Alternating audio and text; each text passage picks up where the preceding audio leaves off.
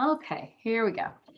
Now, I am Allison Bryan. I am a master creativity coach. I've been doing and life coach for multi-passionate creatives. I've been doing this work since 2008, since coming to it myself as a student of the work, and it profoundly changed my life, and it has gone on to do that several times. So, yeah, I work with multi-passionate creative people mainly, and what I mean when I say multi-passionate creatives is you're a person that has a lot of different interests and passions with your creativity. They could be focused on business or your personal life, doing social good in the world. You probably see possibility everywhere. Most of the time, you're a lifelong learner. You enjoy a variety of creative endeavors and experiences, and oftentimes have a little difficulty sometimes turning those creative dreams and endeavors into reality or showing up for them on a consistent basis. So it's my mission to basically I help people like take their ideas and make them happen. Stop the dreaming and start doing. Or keep dreaming, but then also a lot of doing, not just the dreaming. So my mission is to really help as many multi-passionate people as possible create the professional and personal joy and success and satisfaction using their creativity that they desire. I know that it's possible now because it's been possible for me and possible for my clients. And so it's a joy to get to share that with people and have them experience that for themselves. Later on in the call, I'll share a little bit more about the possibility of what that can look like to work together. But today, what we're going to focus on, so each month I'm doing a new topic for these magic action dates. And today we're talking about moving past procrastination.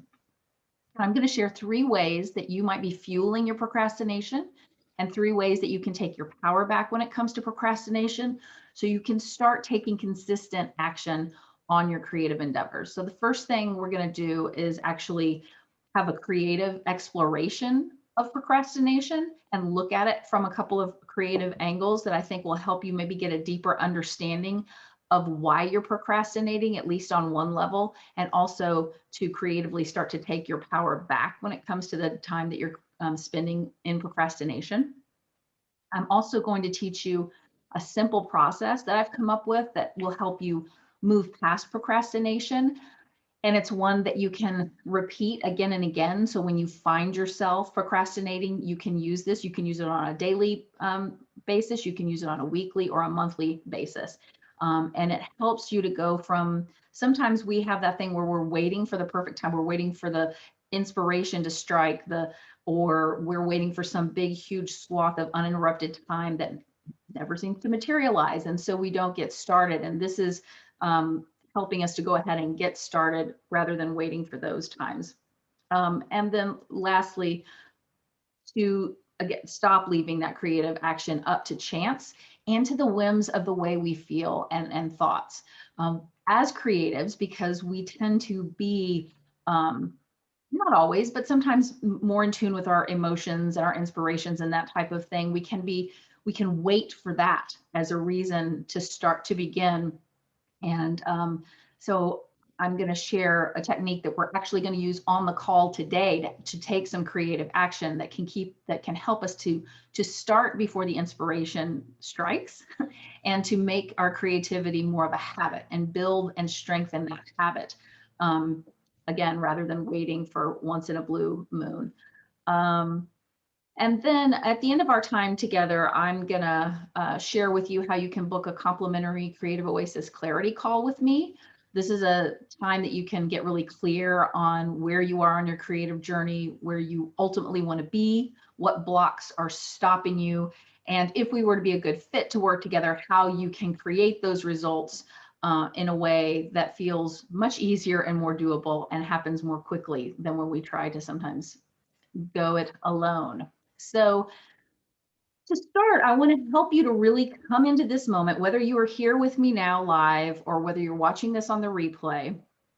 I want you to get everything you came for, and I really want you to have this experience fully 100%. And so first, I'm going to invite you just to to commit to that. So to close other windows on your computer, silence your phone or set it aside for the next, hour or so. Give yourself the gift of the luxury of time and space to really enjoy this experience.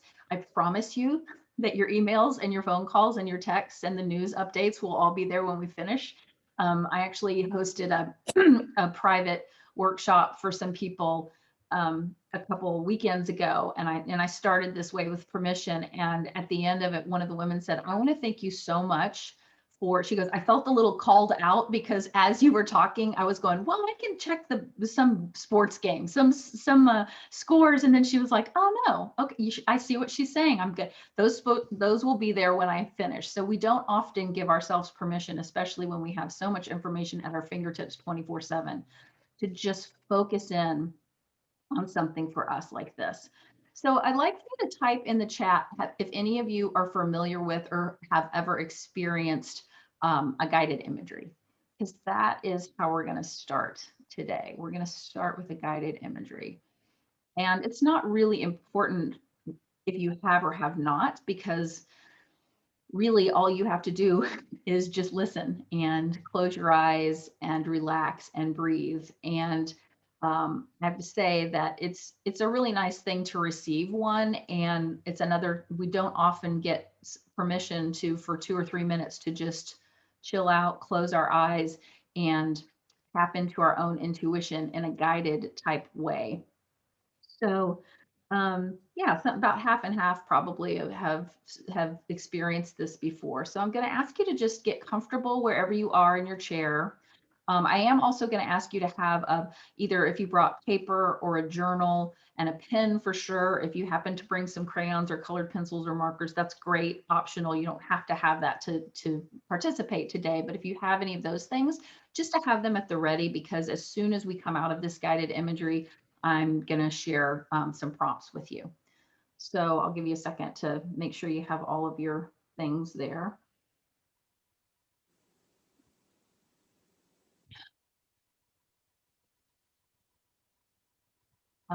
Another thing, somebody asked me, I don't know if they're on the call or not, because I can only see so many people at a time, but somebody asked if they could listen while they were driving, which, don't close your eyes for the guided imagery. But you can listen in, but I would just ask that you turn off your video. I don't know about anybody else, but I have a little motions thing. So when I'm working with my clients and they're like, I'm like, no walking around with the computer or phone. You have to sit down. It's like a Woody Allen film, and I get a little seasick. So, yeah, if you're moving around, just turn off your, oh, okay, huge part of your work is an energy worker teacher. Awesome. Okay, then you're very familiar. This is going to be a short guided imagery. So I'm going to invite you now, again, now that everybody's seated, close your eyes and just take a nice deep breath to begin. And allow yourself to relax into your chair.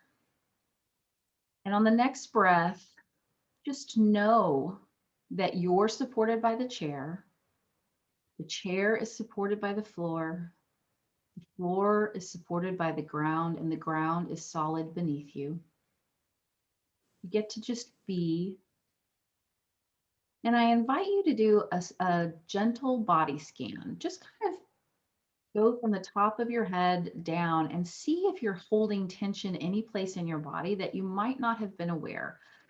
Sometimes we hold tension in our forehead or our jaw or our neck, your shoulders, chest, or stomach. So I just invite you to take a breath or two as you're scanning down your body. And if you feel tension anywhere, fine. Just imagine that your breath is going to that tension. It's warming that tension. And on the next exhale, you release that tension. And take another breath into that relaxing thought of being totally stress-free and in the moment.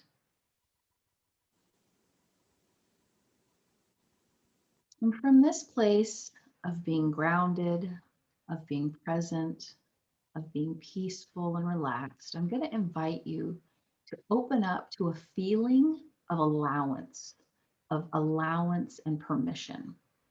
And I invite you to listen to these words of permission and embrace them. as much as you can with your mind and with your heart. So I hereby give myself permission to set aside any to-do lists or home, family, or worries, anything that might be lingering in my mind that I don't want to have with me here today on the call. I hereby give myself permission to remain open to the possibility that I can move past procrastination and begin taking consistent, inspired action to bring my creative dreams to life. I hereby give myself permission to be open to the creative ideas and experiences shared within this call, even if I feel skeptical. And I'll remain open to the possibility that they might just help me move past procrastination and take back my creative power. And I'll remember that if Jill and her clients can do this, I can do it too. This possibility is totally available to me. And I want you to take another deep breath into that possibility and into that permission. And I also want you to know that if you feel resistance towards any of the things that I just said, that is totally fine. It's normal. And just invite yourself to try 5% more permission for now. And so from this place of being relaxed and open, I want you now to allow yourself to begin thinking about the creative endeavor where the procrastination is really feeling strong for you right now. And further, I'm going to invite you to actually tap into how that feels in your body. Now, for many of us, procrastination has been a lifelong frenemy, something that we've had in our life probably since our school days. I'm going to remind you of like the anxiety of a deadline looming when you don't know the next step to take, or that pressure inducing kind of feeling of a Sunday evening when you have a big school project due on Monday and you haven't started it yet, right? And the reason why I want you to really think about procrastination and the way it feels in your body is because we don't do that. We shove it down and we run away. And from this place of really being honest about how procrastination feels in our body, I'm going to ask you to just sit with it for a moment and observe it. And what does it feel like to you? Is it a tightness in your chest or your throat? Is it a shortness of breath? Is it a heartbeat rapid? Do you feel like things are closing in on you? And I want to tell you that the reason that I'm doing this is because when we can really stop and take an honest look at the way our blocks are showing up and feel in our body, then we have a chance to change that. Awareness is the first step. So really let yourself feel what procrastination does to your body, because it's a physical thing, not just a mental thing. And then I'm going to ask you to open your eyes and grab a crayon or a colored pencil or just a pen or pencil if that's what you have. And I want you to quickly create a scribble or a doodle that represents the way procrastination feels in your body to you. And obviously there's no right or wrong way to do this.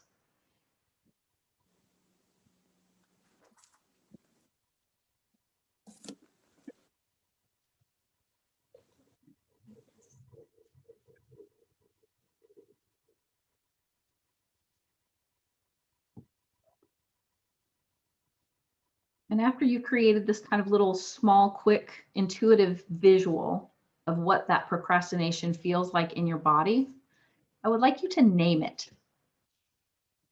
Give your procrastination a name. Mine wants to be kind of awful, but I keep it PG.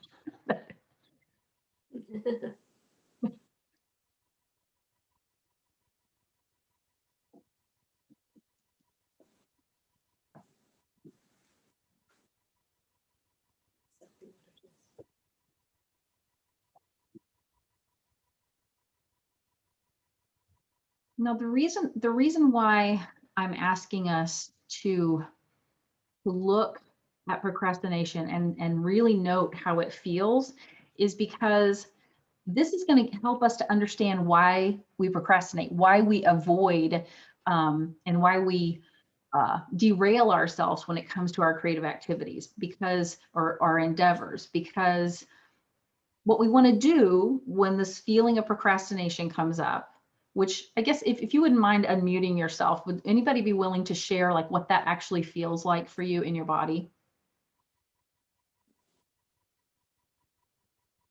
For me, it's, can you hear me? It's Jenny. Yes. It is that tightness, the tightness around my chest and in my throat. And it's just like everything comes together, and it's just an intense dread. Mm-hmm. Would anybody else be willing to share either what it feels like in your body or what you named it? Well, I named mine turmoil. Turmoil. Good. It's just stress. Yeah. It'll manifest any number of different ways, but bottom line is stress. Right.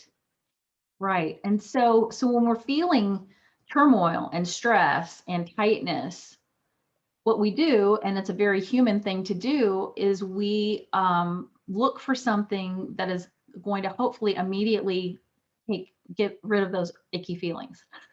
So we go in search of something else that's going to make us feel better. So whether that's looking at cute cat videos or scrolling social media or eating junk food or playing Words with Friends or binge watching The Good Place and drinking wine or any combination of those things, and no judgment, because guess where I got the ideas, right? Is that this is an opportunity for us to be honest with ourselves and say, okay, I'm trading one feeling for another. And I know these things are going to hopefully in the moment make me feel a little bit better. But when we go that route, what we end up doing is just further putting off the thing that we really, our true desire. And it gets more and more difficult to get to that. But I think when we can just even have the awareness of that and start looking for it. So looking for picking up the phone to scroll social media instead of writing the blog post or taking a look at your portfolio and trying to put it together and realize, oh, I see what I'm doing, starting to be aware that's really the first step without calling ourselves on it, without even going any further, is just the awareness of, is that what I want to be doing? And actually by naming it and by having this kind of visual for it, you can almost see this is not in my turmoil, is not in my corner. And so how do I want to shift that and change that? And so now that you have a visual and a name for your procrastination, I'm going to invite you to take just a minute to write a quick note to yourself from your procrastination, explaining why he or it feels the need to keep you from taking action. We're just going to take a minute or two to do that. That makes sense to everybody? You're writing to yourself from this procrastination that you've just created the visual for and named, and that procrastination is explaining to you why it's in your life.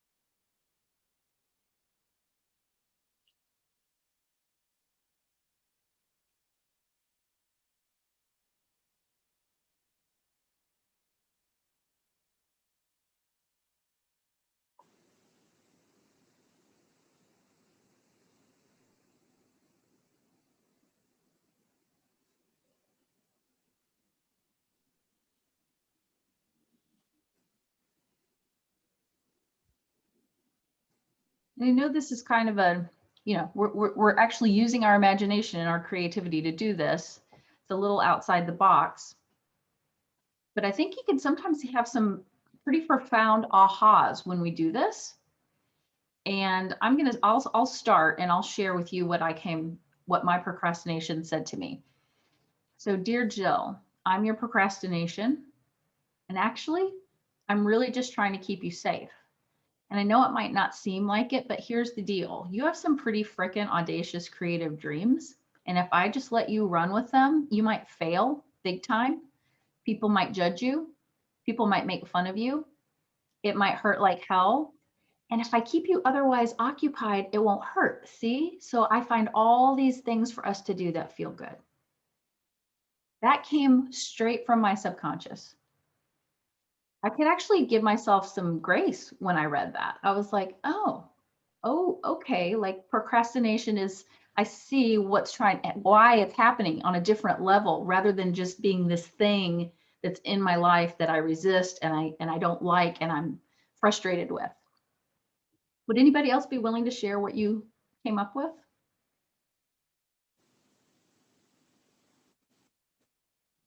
Either in the chat or if you're brave enough to read aloud.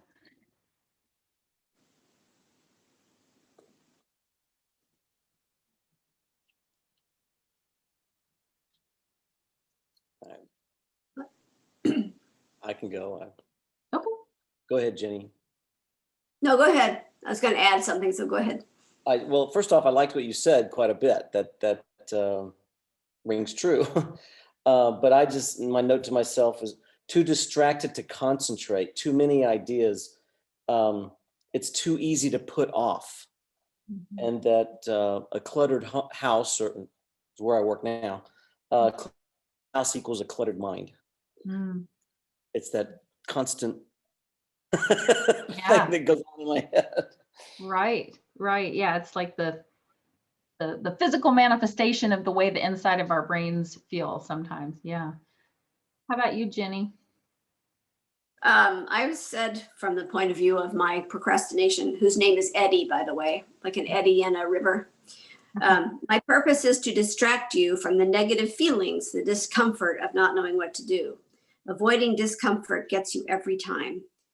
I agree with Jill that it's also the fear of judgment. So there's the avoiding of the discomfortable feeling of not knowing what to do, but the discomfort also comes from that fact of not wanting to step into something where I could be judged. So that's a big deal.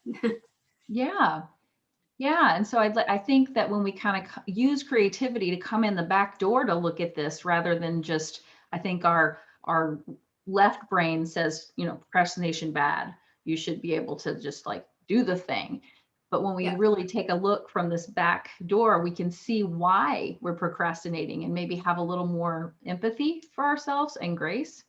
And so now, just to take this full circle, I would like you to write a rebuttal, or maybe not a rebuttal, but write back to procrastination now and explain how you would like this relationship to move forward. What is your response to procrastination's reasoning for keeping you off track?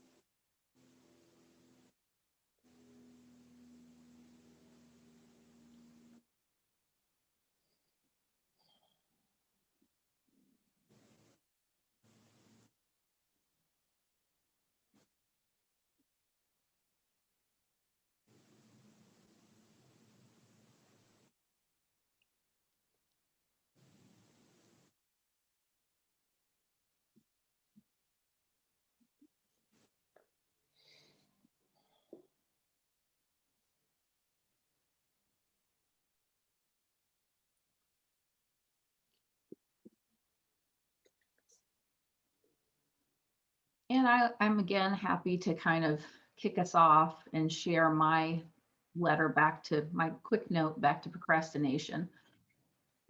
Dear procrastination, I get it. I even appreciate you on some level, but I really, really want to do this thing. So I need you to back off. And I'm willing to feel the judgment of others. I'm willing to fail, but I have decided that I am not willing to live the rest of my life without seeing my creative dream through and giving it my all. Love the one who is really in charge, Jill.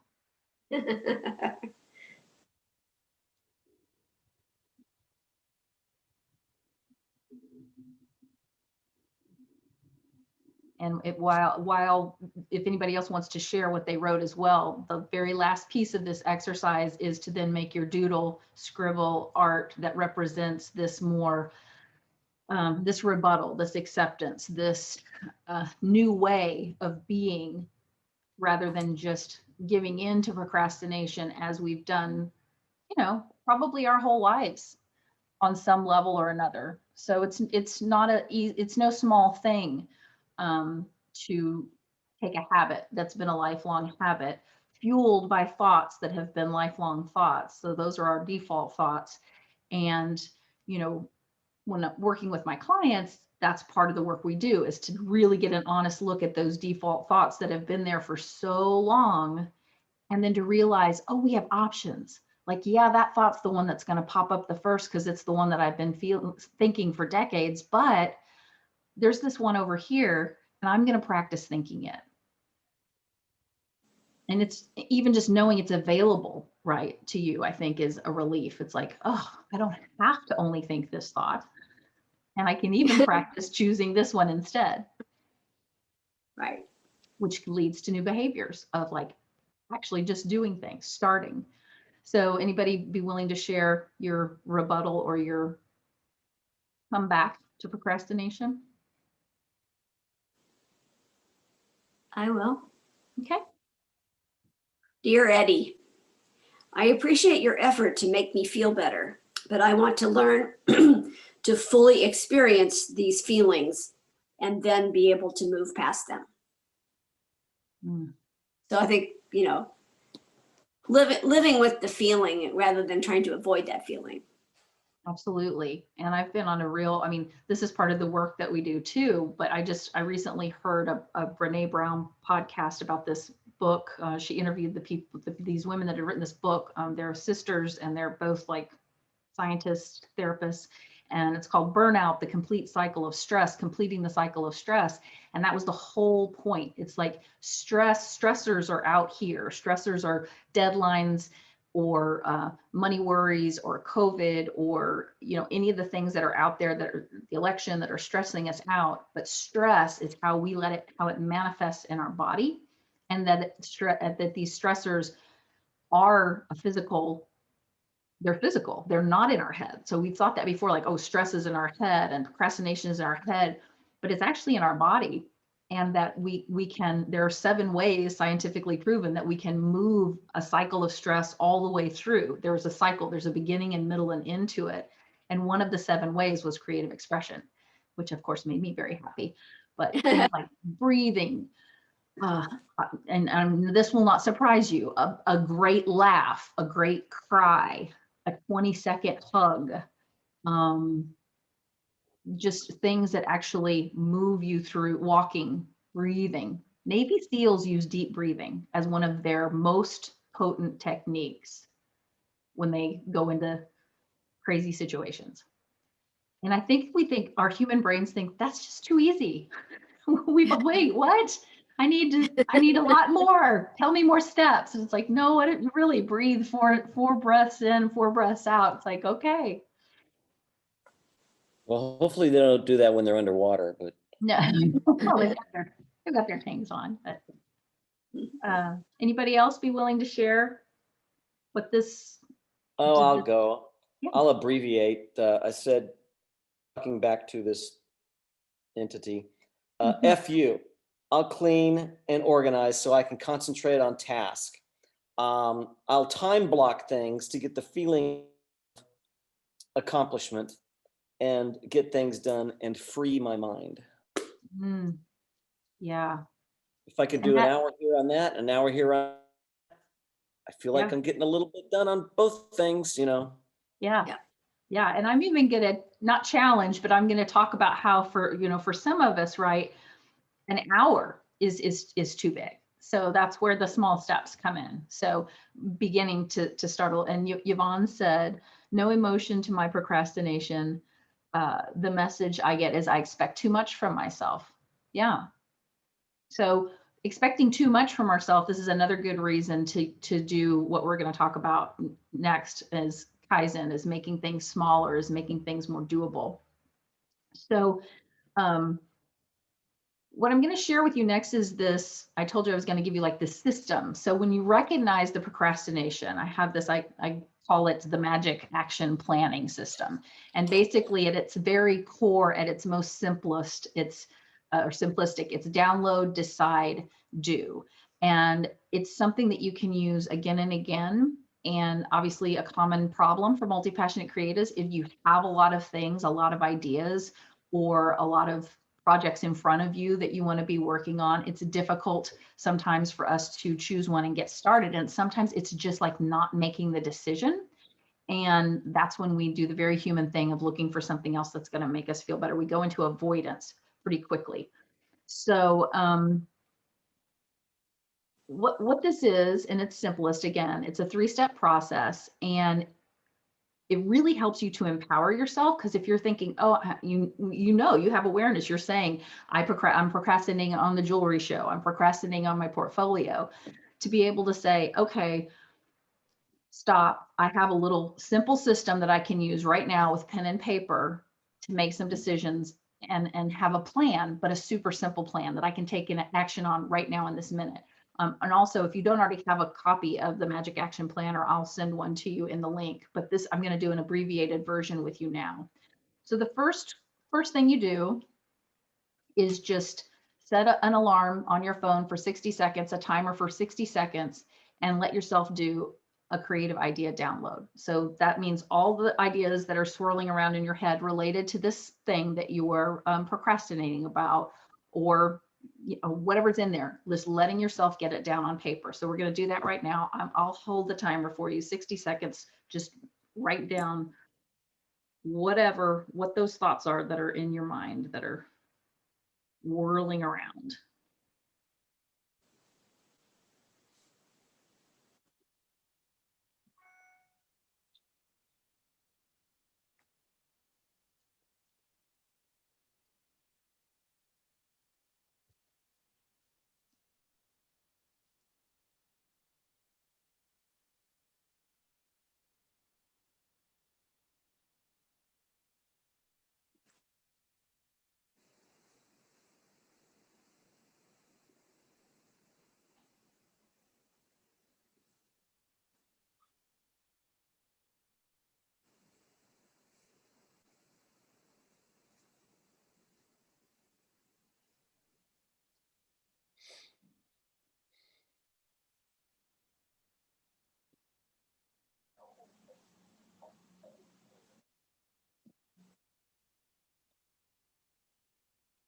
And really 60 seconds is fine. There may be more in there, but at least 60 seconds, that's the top. That's what they're at the top that you're, that's calling to you.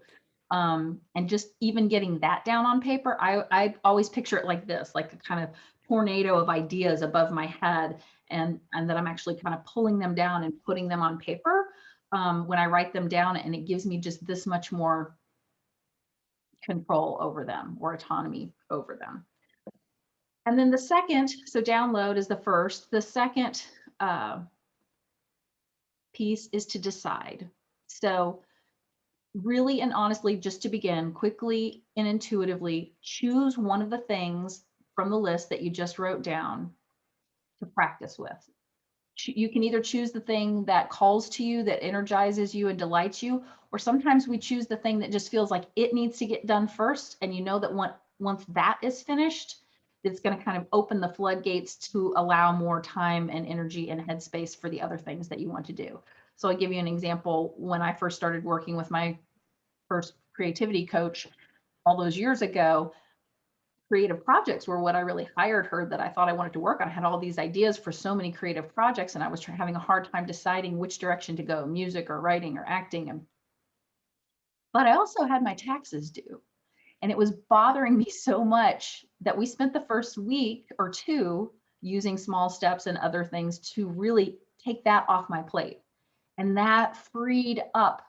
I felt free then, like you were saying, Steve, liberated to actually then turn my time and energy and attention to the creativity. So whatever you pick, but sometimes where we get stuck, often where we get stuck is in the making of the decision. And I just want to share real quickly the reasons why. Sometimes we feel like there's a right way and a wrong way to do it. There's a right decision and a wrong decision, and that we don't know for sure what the right decision is, so we don't make any decision. And what I have to offer about that is 99% of the time, there's really not a right decision or a wrong decision. It's just a decision. And then we go in and try it and learn from it. Because that idea that there's a right decision and a wrong decision is kind of woven in with that idea that we should be able to know how to do something perfectly the very first time we do it. Right. Rather than giving ourselves some grace to say, okay, I'm going to start here, is probably not going to be the exact right way. That's why the shitty first draft exists, as Anne Lamott says, right? That's why we have the ability to hone and iterate. And failure is part of the process. And I don't know, it's so hard for us to accept that, but just being okay with like, I'm going to choose this. It may or may not work out, but I'm going to learn from it no matter what. And then the other reason why we don't choose sometimes is because if we have a whole lot of ideas, we feel like if we pick one to begin with, that means we're saying no to all the rest of them. And that is sad. Like, I don't want to say just yes to this one because that means I can't do all these other ones. But what I want to offer is when you will choose one to begin with, that's the one that you can start practicing and honing using your skills of showing up consistently and moving past procrastination and perfectionism and overwhelm and fears and the other blocks that are keeping you from doing making your creative dream happen. And then you can start to apply that to other things as well. That is certainly what was the case for me. I started with piano, 2 minutes at the piano 2 or 3 times a week. And I built on top of that. And I honed and learned and practiced the skills that it took for me to show up for my music consistently. And then I've been able to use that in my coaching career and many other places in my life. And then the last one is a pretty simple one why we don't make decisions is because we don't trust ourselves, because it hasn't worked so far. Why would I trust myself that this decision is going to be right if I'm right now feeling stuck?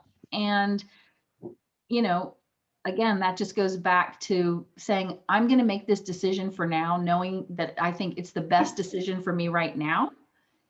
And that even if it ends up being a failure or not the direction I want to keep going in and I want to attack, it's part of the growth. It's part of the journey.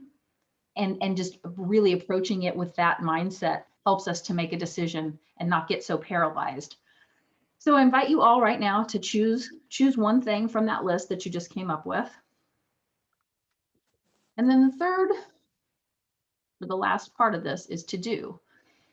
So, and in a way, to find a way to take action that's so doable that that's not what stops us, right? Because we can conflate, we can say that taking action has to look like completion or perfection or 5 hours of uninterrupted time to work on this one project that we want to do. And very few of us have that, or very few of us have it for consistently a lot of the time. So that's where small steps come in, and breaking things down into really small, doable, laughably doable is a great place to start. I like to call it delightfully doable. And here's the reason why. Like if you say, oh yeah, Jill, well, okay, I'm only going to do, like Steve was saying, I'm going to do an hour, every day. But if there's a chance that hour is going to get taken away or you're not going to get to do it, and so maybe you do an hour for 2 days in a row, and then the third day something happens, you don't get to it. The fourth day something happens, you only do it for 15 minutes. You don't do it the next day. And at the end of the week, you've only done it twice and you said you were going to do it every day. That's when the inner critic comes in again and says, see, I knew you couldn't do it. Versus saying, okay, I'm going to give myself permission to do it for 15 minutes, 3 or 4 times this coming week. And if it's something you're not doing at all right now, 15 minutes, 3 or 4 times is more than you've been doing it, and it's doable, and you do it. And so you feel success, and building on success, building on that feeling of, yes, I know what I'm doing and this is what I want to do, feels so much better. And we show up for that. And then we can organically build that habit in that way. So that's one of the things, I work with you to help you come up with your small steps every week, take them, celebrate them, and build on that rather than thinking it has to be all or nothing. I'll share a quick story about small steps, how such a big project can happen. So one of my clients had a guest room that was like the black hole. I mean, I think we've probably all either had a desk at least or a room or something that was the black hole, and everything went into that room. And so guests couldn't stay there. And he likes to record music, and he wanted a space in his house to record music. And so that was kind of one of those rooms that the door was just always shut. He's like, if I shut the door, I won't have to look at it. Nobody else will look at it. And together we came up with all of these small steps, and each week chose with intention the next small steps that he took and celebrated those when he took them, and then looked for the next small steps to take. And over the course of, it was like around 12 weeks, I think, totally cleaned out that room and the closet, including files, ordered a futon, ordered a rug, organized the things in the dresser, framed some concert posters that he'd had for a decade that he had wanted to frame and hang up somewhere in his house, and in fact made this room an inviting guest room that he then did have somebody come and stay. And when guests aren't there, which is the majority of the time, that's where he has his recording equipment. And he's been recording now for his own pleasure. That was a project. It was a big project, but it was something that he had put on hold for years, maybe 10 years, a long time. And so small steps were really the thing that helped him to get through that. So even only 15 minutes at a time, right, is a great place to start. So what I call that, I call this a magic action date. So when we have accountability. So I do this with this particular client. And I consider all of my coaching calls in some way a magic action date, because it is a time for you every single week to come back to your creative journey, reprioritize, choose your small steps, celebrate what's gone well, and build on that. And sometimes we actually do the work, or at least a small portion of it, or the play, during the call. So the magic action date is, we're actually going to do that right now, where you actually say what it is you're going to do. And for the next 15 minutes, you get to do it. And here's the magic of the magic action date. Is the accountability. Like I have found over the years, and I've done them with my clients and in retreats and workshops in varying degrees of like 15 minutes, 30 minutes, an hour. But even in a 30-minute, we're only going to do 15 minutes today, but even a 30-minute magic action date, which is basically this. Everybody says, okay, what are we going to do for the next 15 minutes? I am going to play piano. I am going to look through my portfolio and decide which pieces I definitely maybe don't want in there. Or I'm going to take a small box of jewelry and start sorting it. Whatever it is that I'm going to doodle, whatever it is we're going to do for the next 15 minutes, we're making a pledge to each other that we're not going to scroll on social media. We're not going to put in a load of laundry. We're not going to get something to eat or drink or organize our sock drawer. All of a sudden, that seems a really good idea to do when we're trying to avoid this other thing. And what happens is, within that short amount of time, even though it's only like 15 minutes or 30 minutes, you can accomplish and feel the productivity and accomplishment of more than a 3-hour morning where you're like, well, I don't have anything else planned. I've got 3 hours, so I'll get it done. Because in those 3 hours, you're ping-ponging back and forth between 100 different things, rather than saying, nope, this is it. I get to really dive in and focus for the next 15 minutes. And, I like to use this example of people that I work with that are writers. Even if you want to write your book and you think, okay, I'm not going to have, maybe you don't have an hour every single day to devote to it. But if you're writing 15 to 30 minutes 2 or 3, 4 times a week, and you're writing 3 or 4 pages 2 or 3, 4 times a week for 15 minutes. At the end of the year, that's over 300 pages. That's a first draft. And it happened in a way that could be woven into your life in a very doable fashion, instead of, I got to have a lot of perfectly free time and inspiration has to strike, versus like starting before the inspiration and actually scheduling it. So that's what we're going to do right now. I'm going to invite you to choose one of the things from your, oh, no, I'm sorry. We've skipped a rather crucial part. So to take one of the things from your list and come up with as many small steps as you can that you will need to want to get to take to have that happen. So I'm just going to pick on Jenny because she said something that, you know, in my mind, I can understand. She's got a jewelry show coming up on the 6th, right? So we can imagine that maybe 3 or 4 of her things that she would write down for steps that would need to happen before that is to choose the jewelry that she's going to sell, to complete some pieces that maybe haven't been completed yet, to take photographs, to price things, to come up with a way she's going to display them, right? Those are just off the top of my head, some things that might need to happen. So then she could pick one of those and say, okay, can I break that down even further? Like taking photographs, maybe that's, or making tags. I do that for 15 minutes. I'm going to price my jewelry for 15 minutes. So it becomes very doable, because when we have all of the things at once that need to happen, that's when we can shut down, because we can't do it all at once. Our brain knows we can't do it all at once, but somewhere inside of us, we oddly feel like we should be able to. Yeah. So this is really permission to say that's impossible. And for the next 15 minutes, I get to do this one thing.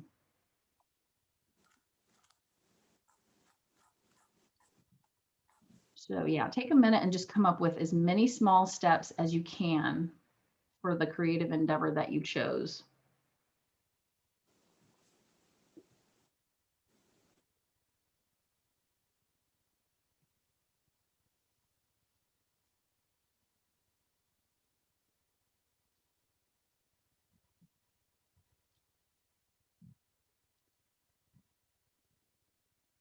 And you can always add to that list.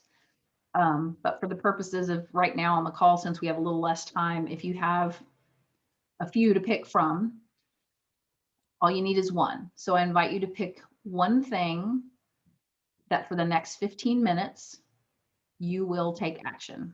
You will do that one thing. And if you wouldn't mind, if you're to type it into the chat to let us know.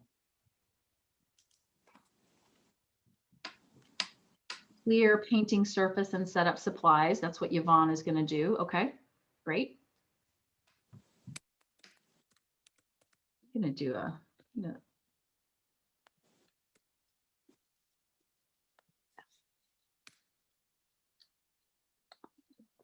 going to start a page in my visual journal. Steve is going to start rebuilding the left side of his resume. Alicia, if I'm saying that correctly, create question for an interview coming up with an artist. Okay, great.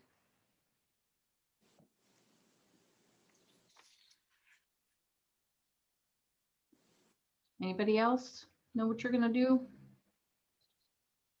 You could play piano, you could read.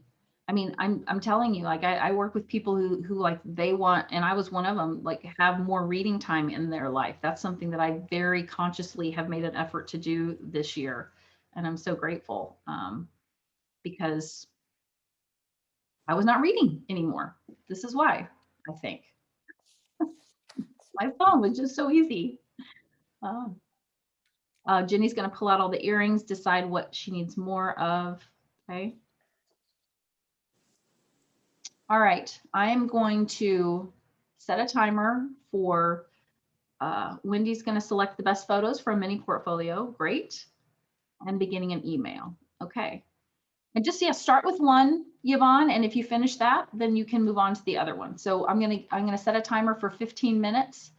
Actually, I'm going to set a timer for 10 minutes today because we're already almost to noon. But just for the next 10 minutes, begin, and then set your own timer if you want to, or I'll pop on and call you back here. You can mute yourself, and we will meet back here in 10 minutes.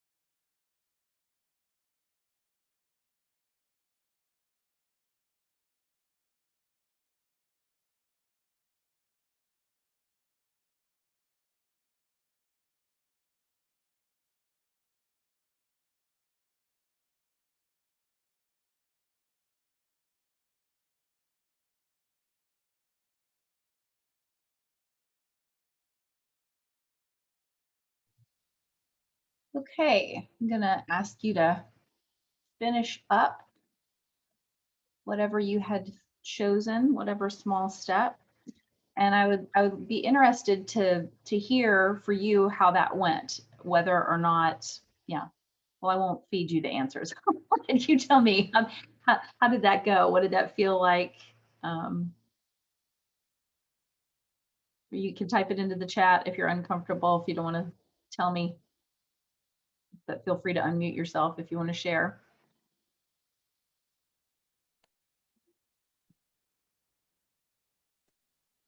Well, perhaps I picked too large of a little task. What was your, I'd be curious to know, what was your small step? Well, yeah, so it was redoing your resume, that side of your resume.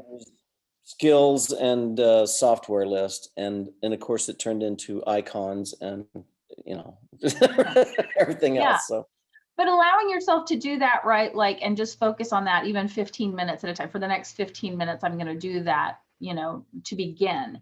So one of the things that happened the last time, so Alicia, if I'm saying that right, I don't know if it's Alicia or Alicia, it felt great. I was flowing, almost forgot I was on Zoom.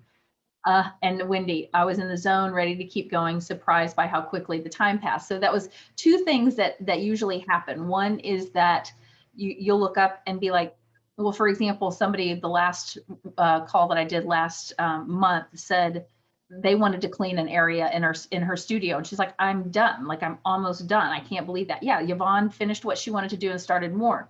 Our mind wants to tell us 15 minutes isn't enough time to do anything. 10 minutes, we can't get anything done. That's ridiculous. So we just avoid starting altogether.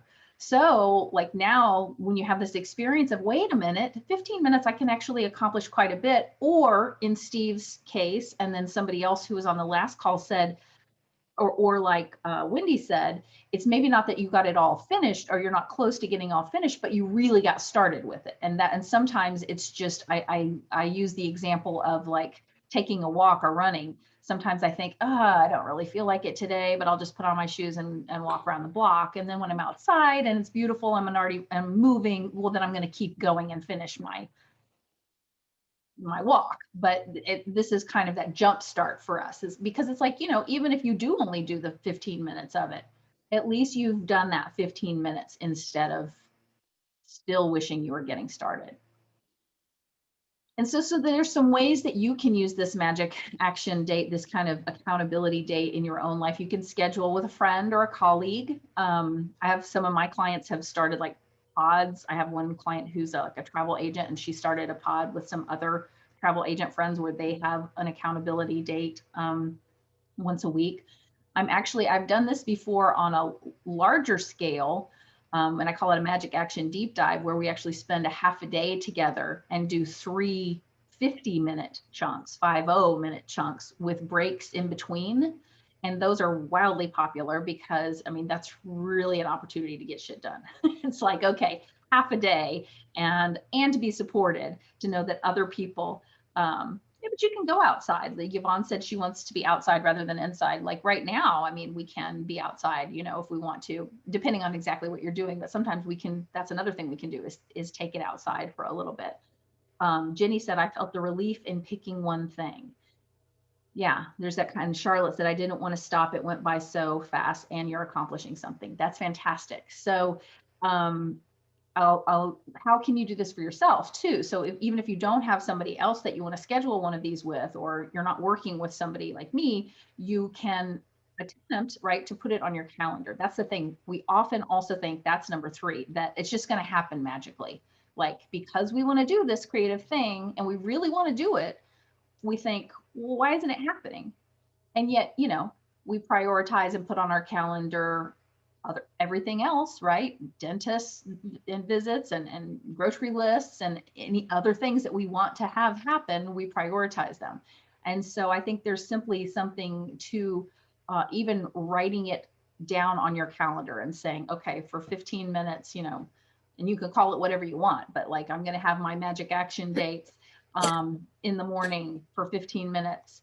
I have one of my clients is, well, she's not homeschooling, but her kids are at home being schooled. And so they have schedules for how their Zoom day looks.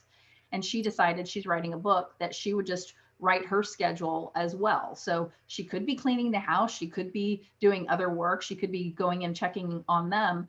But since their time is scheduled, she's almost using that like a magic action date for herself. And that's her writing time. And it's been working beautifully for her. Another thing is just to name it and claim it. So I have another, not all the clients that I work with are writers, but it just so happens these two situations, another writer, and she's a freelance writer, but she's also writing a book of her own. And she's decided that Wednesdays are writing Wednesdays. And so what that looks like to her is she's named it. She said that the first half of her day is her writing Wednesday, which means her favorite tea. She gets to stay in her pajamas until noon.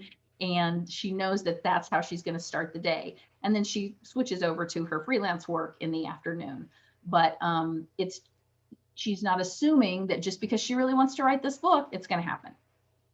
You know, it's doing those things and giving them priority. So I invite you all now, because I really do want you to leave this call not only having some ahas about how to use this, but to have a mini plan. It's not, obviously we can't during the course of this time with all of us here together plan out, your next 6 months as we would if we were, working together. But I would love for each of you to put in the chat or say aloud if you want to, like, what's a small step that you choose to take in the coming week?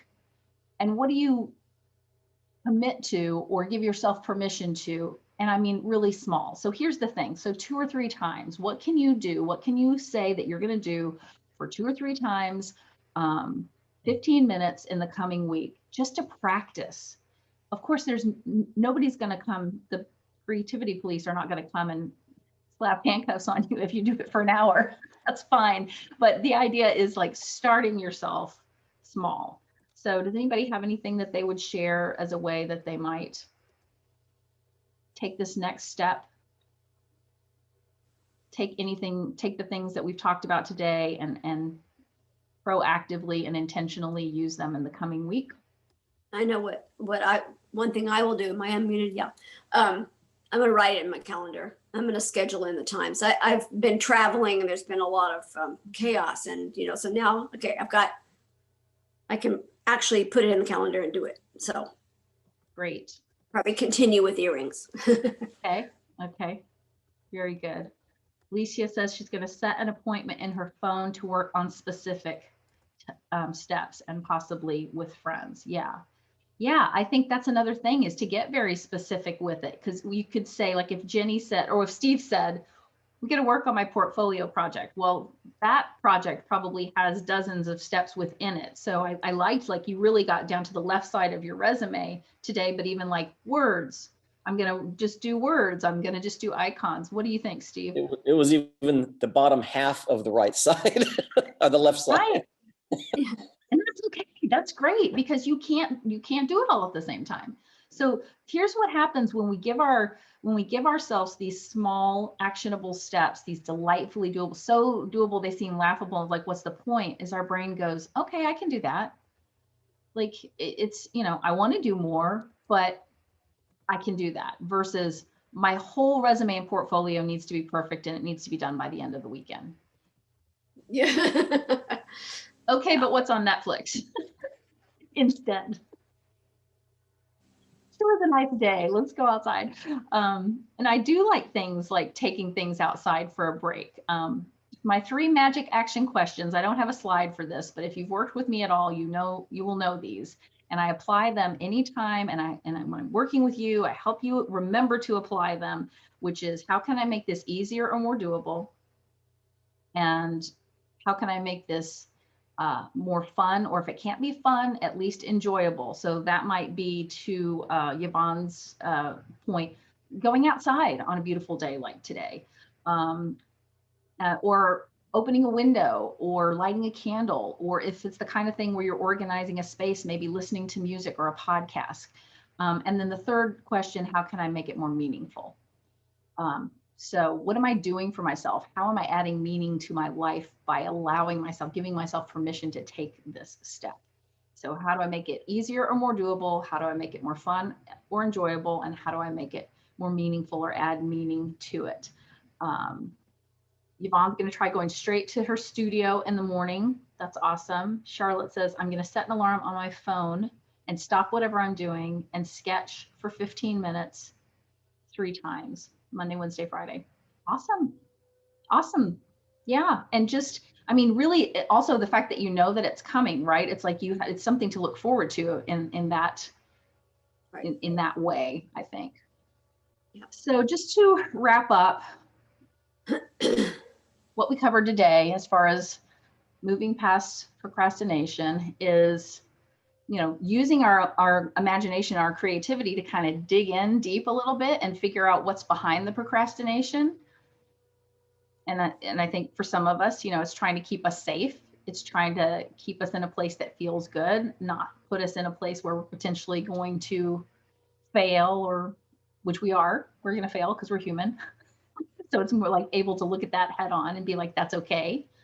And then to go to the other side of that and show ourselves compassion. And then to realize that it can be as simple as having the awareness that we're procrastinating, downloading all the thoughts that are whirling around in our head that keep us from moving forward, decide on one, just choose one for the moment, for the day, for the week, whatever it is, but just to choose one. And then realize that even within that one, that there's likely dozens of small steps that we will need to want to get to take. And that when we break them down, it's relieving to our mind to realize that it's not one step, because we put things on our to-do list as if it's a step, like finish complete portfolio. And our brain goes, I know that's not one step. You're trying to trick me. But when it sees all the various things that we would need to want to get to do, it's like, okay, just pick one of those at a time. And even if that step, let's say the step is research, which is open-ended, you can say, okay, I'm going to research this for the next 10 minutes. The more specific we can get, the more our brain likes it as far as the time. And Charlotte says, I don't want to fail, so I'm just going to sketch as if it doesn't matter. Yeah, that's right. You might not, it might be 10 minutes. You might look up and it's 10 minutes. However, we can reduce the pressure. What would make it easier, more fun, more doable? I love that, Charlotte. Any way we can reduce the pressure.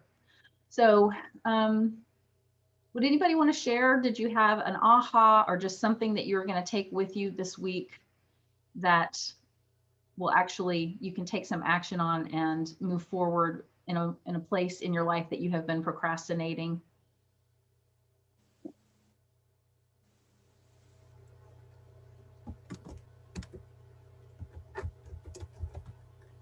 I'll say something. Mm-hmm. Yeah. I have worked with Jill, and she's fantastic.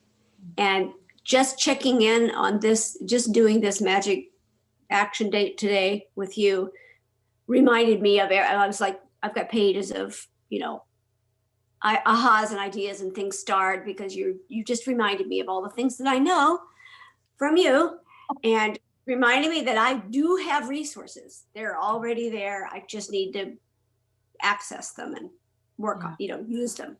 So right. Thank you, Jill.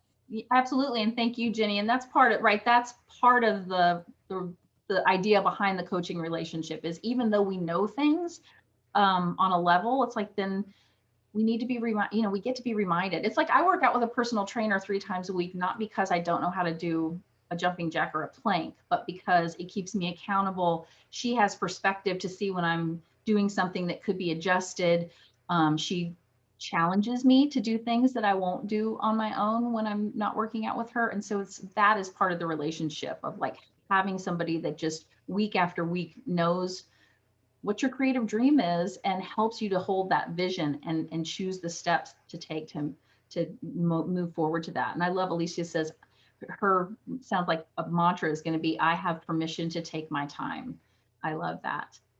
And action seems to be a way to break procrastination. Yes. So doing that ahead of waiting for the inspiration sometimes. I think for me, that was one of the biggest lessons that I learned when I was first introduced to creativity coaching, which was me working with a creativity coach before I earned my certification, was that I could begin to create before inspiration struck. And Yeah. prior to that, I was pretty much waiting for the lightning bolt from Zeus. Yeah. And hopefully like for music, you know, a rainy day, so I could light a candle, so it would be nice and moody. And so, yeah, those parameters, not a whole lot of songs were getting written. So I allowed myself just to sit down and begin. So I want to, again, just as I mentioned that I want to invite you to, if you'd like to schedule a complimentary Creative Oasis Clarity call. And what that looks like is we'll spend an hour together focusing solely on your personal creative journey, where you are now, where you want to be, really find what's holding you back, get crystal clear on that and the path that it would take to get where you want to be. And yeah, if we decided that it was a good fit to work together, every week we're building resilience, consistency, overcoming overwhelm and moving past procrastination and fears, inner critic and other blocks, so that you can strengthen your confidence, really get clear on your next steps, have accountability to take those next steps, and then celebrate them and acknowledge them. That's a huge thing, I think. I think we have our to-do lists and we blow through our to-do lists, and the ink has not even dried on the check mark of something that we've done, and we're on to the next thing. So it's very important, I think, and empowering to give ourselves credit and have a place that you can be acknowledged for the work that's happening, and enjoying the process along the way, rather than that if when thinking like, well, when I totally finish this, then I'll celebrate. Because when we celebrate the little wins along the way, we want to show up more consistently for it. And plus, it just feels better. It's our life, right? Do we want to wait and only enjoy bits and pieces of our life, or do we want to enjoy the entire journey? Yeah. Okay. Bye, Jenny. Thanks for coming. Yeah. So I will put that. I'm gonna send you a link. Actually, I'm gonna put a link in the chat right now, but I'm also going to send you an email with that afterwards. Whoops, I'm gonna send to everybody. I want to thank you all for coming and for participating, for sharing your ahas, and for trusting and trying new things. And yeah, that's it. I'm glad that you were here with me today. Anybody have any last words of wisdom? Thank you all so much.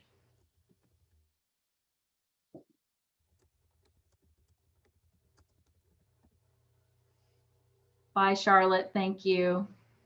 I've been trying to unmute just to say thank you. I kept clicking it wrong.